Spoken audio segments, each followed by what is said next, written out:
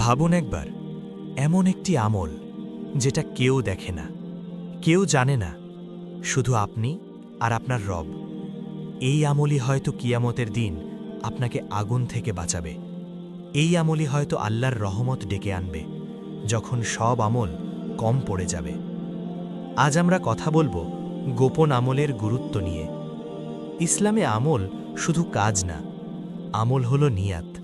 আর গোপন আমল সেই আমল যেখানে দেখানোর কিছু নেই, প্রশংসার কিছু নেই, শুধু আল্লাহর সন্তুষ্টি। গোপন আমল মানুষকে অহংকার থেকে বাঁচায়, রিয়া থেকে রক্ষা করে, হৃদয়কে পরিষ্কার করে। কুরআনে আল্লাহ বলেন, নিশ্চয়ই সফল হয়েছে সেই মুমিনরা যারা তাদের সালাতে বিনয়ী। সূরা মুমিনুন 23:1-2। এই বিনয় আসে তখনই যখন আমল হয় আল্লাহর জন্য, মানুষের জন্য নয়। আল্লাহ আরও বলেন, তোমরা আমাকে ডাকো, আমি তোমাদের ডাকে সাড়া দেব। সূরা গাফির 40-60। গোপন দোয়া, গোপন কান্না, রাতের অন্ধকারে করা দোয়া, এই দোয়াই সবচেয়ে বেশি কবুল হয়, কারণ তখন কেউ দেখে না, শুধু আল্লাহ শোনেন। রাসূলুল্লাহ সাল্লাল্লাহু আলাইহি ওয়াসাল্লাম বলেছেন, 7 শ্রেণীর মানুষ কিয়ামতের দিন আল্লাহর আরশের ছায়ায় থাকবে। তাদের মধ্যে একজন হল যে এমনভাবে গোপনে সাদকা করে যে তার ডান হাত যা দেয় বাম হাতও তা জানে না।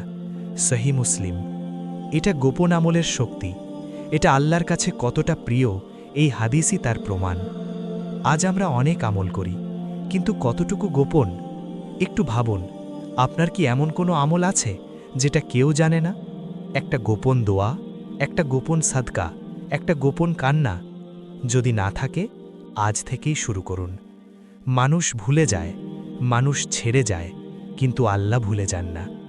গোপন আমলই হবে আপনার সবচেয়ে নিরাপদ পুঁজি। আজ নিয়াত করুন, একটা আমল শুধু আল্লাহর জন্য। হে আল্লাহ, আমাদের এমন আমল দান করুন যা শুধু আপনি জানেন।